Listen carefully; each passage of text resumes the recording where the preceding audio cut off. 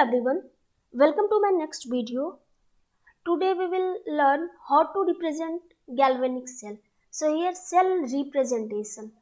तो देखो आप यहाँ पे क्या है, जैसे जिंक और कॉपर सेल को हम लोगों ने लास्ट क्लास में डिस्कस किया था. ओके तो जब आप जिंक और कॉपर सेल में देखे थे तो क्या हो रहा था, जिंक का ऑक्सीडेशन हो रहा था और कॉपर का क्या हो रहा था, रिडक्शन हो रहा था.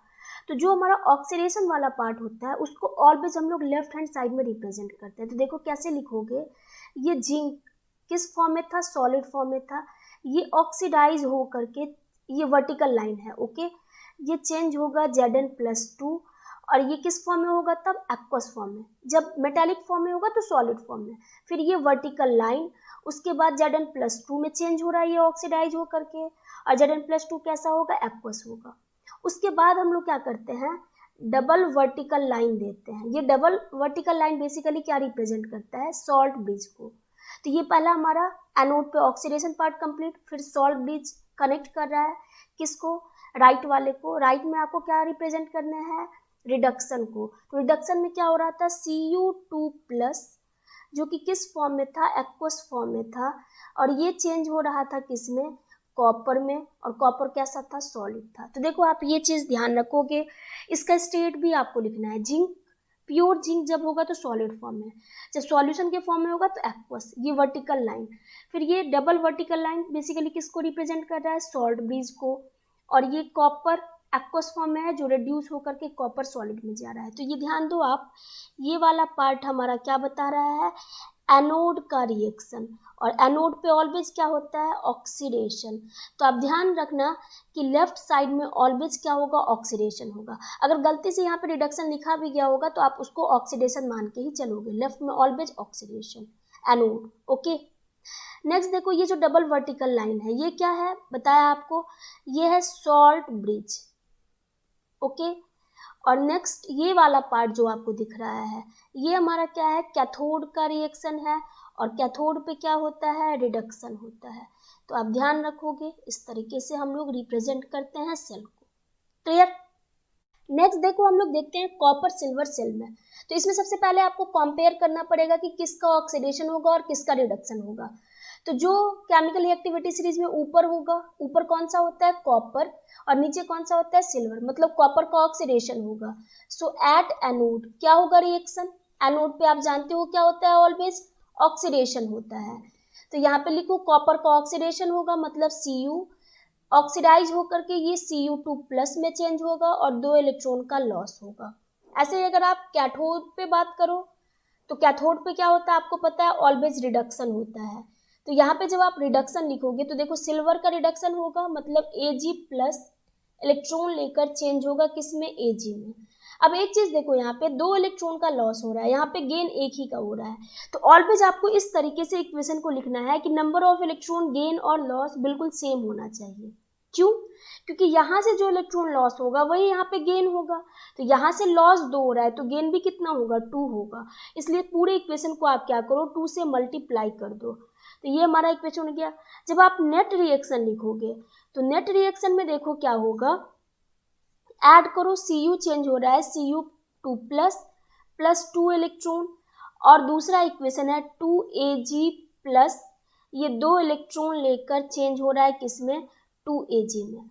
अब जब दोनों को ऐड करोगे तो देखो ये 2 इलेक्ट्रॉन कैंसिल हो गया, और यहाँ से क्या बचेगा, Cu प्लस 2Ag+ ये देगा Cu2+ प्लस 2Ag. तो ये तो हमने रिएक्शन लिख लिया. अब क्या करना है, हमें रिप्रेजेंटेशन करना है. तो सेल रिप्रेजेंटेशन कैसे करोगे, देखो यहाँ पे सेल रिप्रेजेंटेशन. तो सेल रिप्रेजेंटेशन के लिए अभी मैंने आपको बताया कुछ देर पहले कि क्या करना होता है, ऑलवेज लेफ्ट में आप क्या करते हो, ऑक्सीडेशन को रिप्रेजेंट करते हो. तो यहाँ पे ऑक्सीडेशन किसका हो रहा है, कॉपर का. तो कैसे लिखोगे, ये कॉपर किस फॉर्म में है, सॉलिड फॉर्म में, एक सिंगल वर्टिकल लाइन, ये चेंज होगा Cu2+ एक्वस में. फिर क्या बताया, डबल वर्टिकल लाइन जो कि सॉल्ट ब्रिज को रिप्रेजेंट करता है. फिर क्या बताया, रिडक्शन वाला पार्ट. तो रिडक्शन देखो क्या हो रहा है, Ag+ किस फॉर्म में, एक्वस फॉर्म में. फिर सिंगल वर्टिकल लाइन, ये चेंज होगा किसमें, Ag सॉलिड में. क्लियर. तो इस तरीके से हम लोग क्या करते हैं, सेल रिप्रेजेंट करते हैं. ऑलवेज ध्यान रखना है, ये लेफ्ट वाला क्या होगा, ऑक्सीडेशन, यहाँ पे ऑलवेज ऑक्सीडेशन। अगर मान लो बाय मिस्टेक लिखा है ये Cu2+ चेंज हो रहा है कॉपर में, तो भी आपको मानना है कि यहाँ पे ऑक्सीडेशन ही होगा। क्लियर। अब एक चीज देखो, यहाँ पे तो ये सॉलिड फॉर्म में था, ये भी सिल्वर सॉलिड फॉर्म में था, लेकिन अगर मान लो हाइड्रोजन होगा तो हाइड्रोजन तो गैसेस फॉर्म में होगा, या फिर मरकरी होगा तो मरकरी तो लिक्विड फॉर्म में होगा, तो उसका तो आप इलेक्ट्रोड नहीं ले पाओगे। तो वहां पे हम लोग क्या करते हैं, प्लैटिनम का इलेक्ट्रोड लेते हैं। जैसे मान लो मैं एक एग्जांपल आपको बताती हूँ, जैसे मान लो हाइड्रोजन गैस H2 गैस, ये चेंज हो रहा है किसमें, H+ में। ओके, फिर सॉल्ट ब्रिज, उसके बाद मान लो कॉपर का रिडक्शन हो रहा है, कॉपर एक्वस, और ये चेंज हो रहा है किसमें, कॉपर सॉलिड में। अब एक चीज देखो, हाइड्रोजन का इलेक्ट्रोड तो नहीं होगा, तो यहाँ पे इलेक्ट्रोड आप किसका लोगे, प्लैटिनम का। तो इसीलिए पहले यहाँ पे हम लोग क्या करेंगे, प्लैटिनम कॉमा दे देते हैं, मतलब ये रिप्रेजेंट कर रहा है कि इस केस में हम लोग कौन सा इलेक्ट्रोड ले रहे हैं, प्लैटिनम का इलेक्ट्रोड ले रहे हैं। क्लियर। अगर मान लो ये हाइड्रोजन इस साइड होता तो फिर हम लोग यहाँ पे कॉमा देकर प्लैटिनम देते हैं, या फिर मान लो कोई लिक्विड है तो उस कंडीशन में आप ध्यान रखोगे जब गैस या लिक्विड होगा तो हम लोग प्लैटिनम दिखाते हैं। वहां पे ये शो कर रहा है कि ये जो हम लोग इनर्ट इलेक्ट्रोड ले रहे हैं वो किसका ले रहे हैं, प्लैटिनम का। क्लियर है। तो इस तरीके से हम लोग सेल को रिप्रेजेंट करते हैं। नेक्स्ट हम लोग डिस्कस करते हैं इलेक्ट्रोड पोटेंशियल। तो सबसे पहले समझते हैं इलेक्ट्रोड पोटेंशियल होता क्या है। तो क्या है यहाँ पे, a potential difference develops between the electrode and electrolyte is called electrode potential. मतलब इलेक्ट्रोड और इलेक्ट्रोलाइट के बीच में जो पोटेंशियल डिफरेंस जनरेट होता है उसको हम लोग क्या बोलते हैं, इलेक्ट्रोड पोटेंशियल। अब इसको समझते हैं कैसे जनरेट होता था। तो जैसा कि हम लोगों ने डिस्कस किया था, 2 हाफ सेल लिया गया था गैल्वेनिक सेल में। पहले फर्स्ट वाले को समझते हैं। क्या था, एक कंटेनर था जिसमें हम लोगों ने एक्वस जिंक सल्फेट लिया था और एक रॉड था जो कि कॉपर का था यहाँ पे। तो देखो इस सॉल्यूशन में क्या था, पहले एक्वस ZnSO4 का मतलब Zn+2 आयन है और SO4 2- आयन है। फिर क्या हो रहा था, वो क्या हो रहा था कि ये जिंक जो मेटल था वो ऑक्सीडाइज होकर के जिंक चेंज हो रहा था किसमें, Zn+2 में, और 2 इलेक्ट्रॉन का लॉस हो रहा था। तो 2 इलेक्ट्रॉन तो यहीं पे रह जा रहा था, मतलब इलेक्ट्रॉन यहाँ पे रह रहा था, मतलब निगेटिव चार्ज यहाँ पे। और ये क्या हो रहा था कि यहाँ से Zn+2 आयन इस सॉल्यूशन में आ रहा था, तो इस सॉल्यूशन में +2 आयन इंक्रीज हो रहा था और इस इलेक्ट्रोड पे क्या इंक्रीज हो रहा था, माइनस चार्ज। मतलब अगर आप ध्यान दो तो इस इलेक्ट्रोड पे नेगेटिव चार्ज और सॉल्यूशन के अंदर पॉजिटिव चार्ज है। क्यों, क्योंकि पहले तो न्यूट्रल था, बट अब जब जिंक ऑक्सीडाइज होकर Zn+2 में आ रहा है तो वो तो एक्स्ट्रा आ रहा है ना, तो ओवरऑल सॉल्यूशन में प्लस चार्ज इंक्रीज हो रहा है और रॉड पे माइनस चार्ज इंक्रीज हो रहा है। तो यही जो प्लस और माइनस चार्ज जनरेट हो रहा है, मतलब ये पोटेंशियल डिफरेंस जनरेट हो रहा है किसके बीच में, इलेक्ट्रोड और इलेक्ट्रोलाइटिक सॉल्यूशन के बीच में। इसी को हम लोग क्या बोलते हैं, इलेक्ट्रोड पोटेंशियल। ऐसे अगर आप यहाँ पे रिडक्शन में समझना चाहो तो यहाँ भी आप समझो क्या होगा। देखो एक्वस कॉपर सल्फेट, तो पहले क्या था, Cu+2 जितने थे उतने ही SO4 2- आयन था और ये सॉल्यूशन कैसा था, न्यूट्रल था।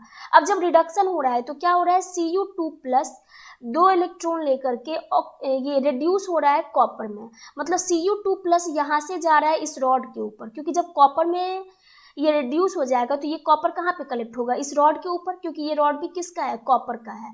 तो बेसिकली क्या हो रहा है कि यहाँ से प्लस चार्ज मूव कर रहा है रॉड के तरफ।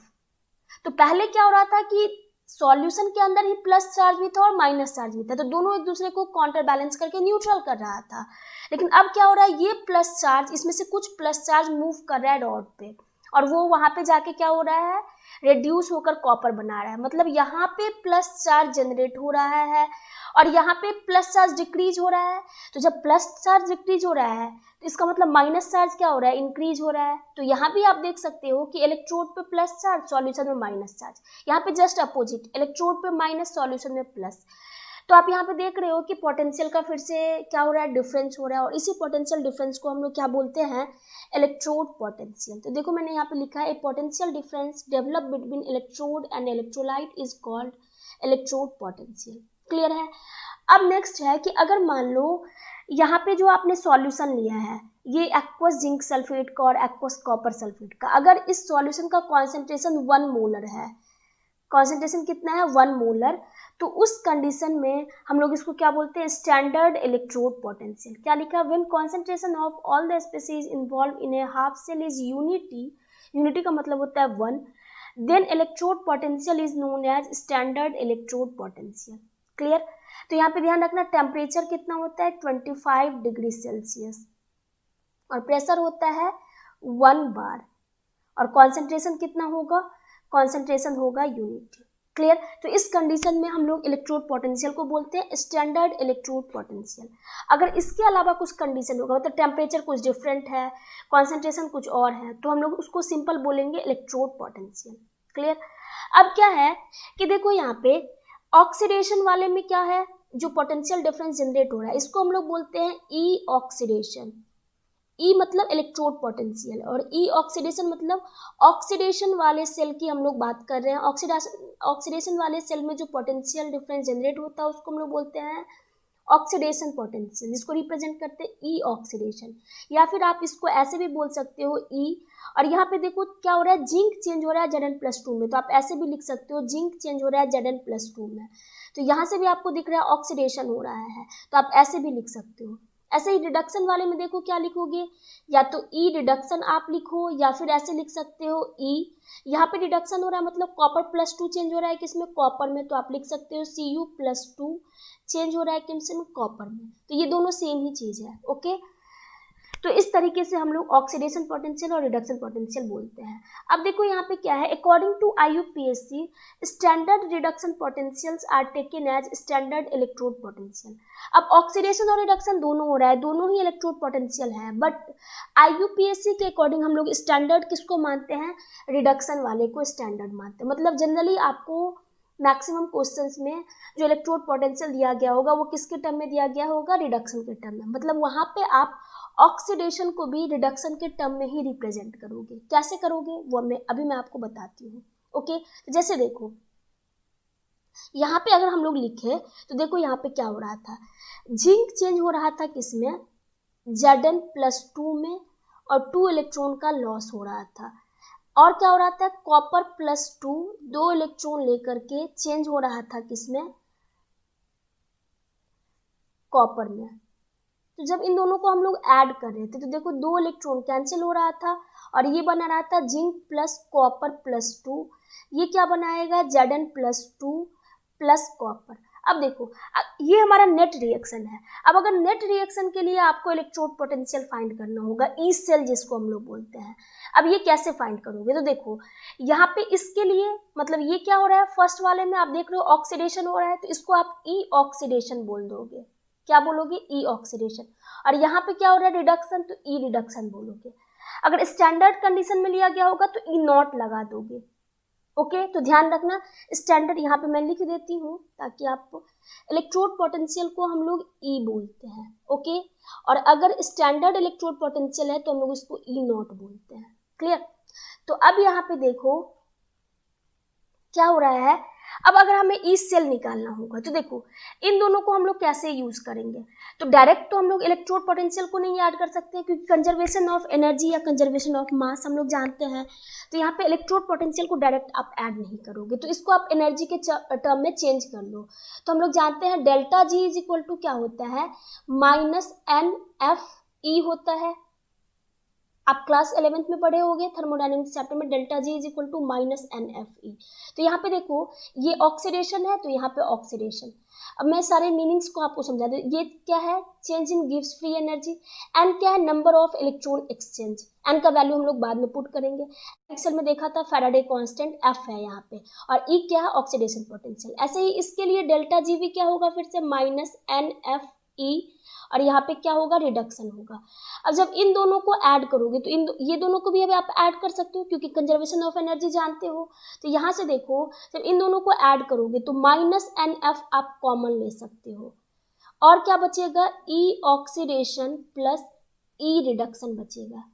ओके, अब देखो ये किसके लिए आया है, सेल के लिए आया है। तो हम लोग इसको ऐसे लिख सकते हैं, इस सेल के लिए भी जो डेल्टा जी होगा, सेल के लिए डेल्टा जी क्या होगा, -NF ई सेल बोल दो। ई सेल मतलब कंप्लीट सेल के लिए, ऑक्सीडेशन मतलब ऑक्सीडेशन हाफ के लिए, ई रिडक्शन मतलब रिडक्शन हाफ के लिए। क्लियर। तो अब देखो कंप्लीट सेल का जो होगा ये इन दोनों का सम होगा, तो हम लोग लिख सकते हैं इक्वल टू -NF, यहां से लिखो आप ई ऑक्सीडेशन प्लस ई रिडक्शन। अब यहां से एक चीज देखो, एन तो नंबर ऑफ इलेक्ट्रॉन एक्सचेंज है, तो ये आपको आइडेंटिफाई करने आना चाहिए। मैंने आपको पहले भी बताया कि ऑलवेज दोनों इक्वेशन में देखना कि number of electron exchange same होना चाहिए, मतलब जितना गेन होगा उतना ही लॉस होगा। यहाँ पे 2 का लॉस हो रहा है और यहाँ पे 2 का गेन हो रहा है ना। तो n का वैल्यू कितना है, 2 है, यहाँ भी n का वैल्यू 2 है, और इस इक्वेशन में भी कितना है, n का वैल्यू 2 है। तो हर जगह तो n का वैल्यू 2 ही है, तो n कैंसिल हो जाएगा। f का भी वैल्यू सेम है, माइनस भी दोनों साइड कैंसिल हो जाएगा। तो यहाँ से हमारा क्या आ जाएगा, E cell is equal to, देखो आप ई सेल क्या आ गया, E oxidation plus E reduction आ गया। तो एक तो आप ये फॉर्मूला यूज कर सकते हो अगर मान लो आपको ऑक्सीडेशन का दिया गया है इलेक्ट्रोड पोटेंशियल और रिडक्शन का, और ई सेल आपको निकालना है, तो क्या हो जाएगा, E cell is equal to E oxidation plus E reduction. अगर स्टैंडर्ड कंडीशन में होगा तो इसमें बस नॉट लगा देना है आपको, E nought cell is equal to E nought oxidation plus E nought reduction. यहाँ तक क्लियर है। अब देखो एक चीज, अभी मैंने आपको बताया कि IUPAC के अकॉर्डिंग हम लोग रिडक्शन को क्या मानते हैं, स्टैंडर्ड मानते हैं। मतलब ऑक्सीडेशन को भी अगर आपको रिडक्शन के टर्म में लिखना होगा तो आप कैसे लिखोगे, तो देखो जैसे मान लो यहाँ पे देखो, इस वाले में देखो आप, यहाँ पे ऑक्सीडेशन हो रहा है। अगर आपको इसको रिडक्शन के टर्म में लिखोगे तो ऑक्सीडेशन मतलब लॉस ऑफ इलेक्ट्रॉन यहाँ पे हो रहा है। अगर आपको इसको रिडक्शन के टर्म में लिखना होगा तो रिडक्शन मतलब गेन ऑफ इलेक्ट्रॉन, मतलब इस वाले पार्ट को आपको इधर LHS साइड ले जाना होगा, और जो यहाँ पे LHS है वो हमारा RHS बन जाएगा, है ना, तब ये रिडक्शन को रिप्रेजेंट करेगा। तो अब क्या होता है कि आप जानते हो कि जब लेफ्ट वाले राइट में जाते हैं और राइट वाला लेफ्ट में आता है तो साइन अपोजिट हो जाता है ना। तो अगर मान लो इसी को हम लोग, ये ऑक्सीडेशन था, तो जब आप इसको रिडक्शन के टर्म में लिखोगे तो इसका मतलब ये है कि आप इसको ऐसे बोल सकते हो, E oxidation is equal to minus E reduction आप बोल सकते हो। समझ में आ रहा है, क्योंकि लेफ्ट वाले राइट में जा रहा है तो प्लस से माइनस, प्लस से क्या हो जाएगा, माइनस हो जाएगा। तो इसीलिए अगर ऑक्सीडेशन प्लस में वैल्यू था तो वो रिडक्शन के टर्म में क्या हो जाएगा, माइनस हो जाएगा। क्लियर। तो अब देखो यहाँ पे इसको हम लोग कैसे लिखेंगे, E cell is equal to, अब देखो ऑक्सीडेशन को रिडक्शन के टर्म में क्या लिखोगे, माइनस ई रिडक्शन। अब देखो ये भी रिडक्शन, फिर तो कंफ्यूज हो जाओगे। तो ये जो ऑक्सीडेशन होता है, ऑक्सीडेशन किधर होता है, ऑलवेज, आपको सेल रिप्रेजेंटेशन में अभी बताया कुछ देर पहले कि ऑक्सीडेशन ऑलवेज लेफ्ट में और रिडक्शन ऑलवेज राइट में। तो ये जो ऑक्सीडेशन है इसी को हम लोग रिडक्शन के टर्म में लिख रहे हैं, और ये ऑक्सीडेशन कहाँ हो रहा है, लेफ्ट में, तो यहाँ पे इसीलिए आप ब्रैकेट के अंदर लिख दो लेफ्ट। क्लियर है, प्लस ई रिडक्शन, और ये रिडक्शन किधर हो रहा है, राइट में हो रहा है। ये इंपॉर्टेंट स्टेप है, आप समझना। इसी ऑक्सीडेशन को हम लोग जब रिडक्शन के टर्म में लिखेंगे तो माइनस साइन आएगा। अब दोनों ही रिडक्शन है तो कंफ्यूज हो जाएंगे कि कौन सा रिडक्शन लेफ्ट वाला है कौन सा राइट। तो इसलिए फॉर्मूला में ही आप याद रखोगे कि जो ऑक्सीडेशन को जिस रिडक्शन के टर्म में आप लिख रहे हो वो कहाँ से आ रहा है, लेफ्ट से, तो यहाँ पे लेफ्ट लिख दिया। क्लियर। तो अब इसको आप ऐसे याद रख लेना, E cell is equal to क्या हो जाएगा, E reduction right minus E reduction at left. Clear है, इस तरीके से आप याद रखोगे। अब कई बार क्या होता है कि दोनों ही ऑक्सीडेशन के टर्म में दे दिया जाता है, तो जब दोनों ही ऑक्सीडेशन के टर्म में दे दिया जाएगा तो फिर क्या करोगे, तो इसका मतलब इस रिडक्शन को फिर आप ऑक्सीडेशन के टर्म में लिखोगे। तो जब रिडक्शन को आप ऑक्सीडेशन के टर्म में लिखोगे तो फिर से क्या होगा, माइनस ई ऑक्सीडेशन। तो देखो अब नया ये फॉर्मूला याद रखना, ये बहुत इंपॉर्टेंट है। 3 फॉर्मूला डिराइव करें, तीनों ही आप याद रखोगे, जो यूज होगा आप उसका यूज कर लोगे क्वेश्चन के अकॉर्डिंग। नेक्स्ट देखो अब ऑक्सीडेशन के टर्म में, तो ई सेल क्या आएगा, फिर से देखो ई सेल यहाँ से देखो क्या है, ई ऑक्सीडेशन, तो ये तो ऑक्सीडेशन के टर्म में लिख रहे हैं, ये ऑक्सीडेशन रहने दो, ऑक्सीडेशन किधर हो रहा है, लेफ्ट साइड में रहने दो, प्लस अब इस ई रिडक्शन को हम लोग क्या लिख सकते हैं ऑक्सीडेशन के टर्म में, माइनस ई ऑक्सीडेशन, और ये रिडक्शन किधर होता है, राइट साइड में, तो यहाँ पे राइट लिख दिया। अब देखो इसको थोड़ा और एक्सपेंड करके आप लिखो तो क्या आ जाएगा, E cell is equal to, ये देखो E oxidation at left minus E oxidation at right. तो आप ये भी फॉर्मूला याद रखोगे। तो बेसिकली हमारे पास 3 फॉर्मूला आ गया, और इन तीनों ही फॉर्मूला को आप याद रखोगे। एक फर्स्ट है हमारा E cell is equal to E oxidation plus E reduction, या फिर E cell is equal to E reduction at right minus E reduction at left, और थर्ड है हमारा E cell is equal to E oxidation at left minus E oxidation at right. अगर standard होगा तो हर जगह आप ई नोट लगा दोगे। क्लियर है? तो ये तीन फॉर्मूला बहुत इंपॉर्टेंट है, इससे हम लोग क्वेश्चन करते हैं। तो अभी हम लोग नेक्स्ट वीडियो में क्वेश्चन डिस्कस करेंगे इससे रिलेटेड।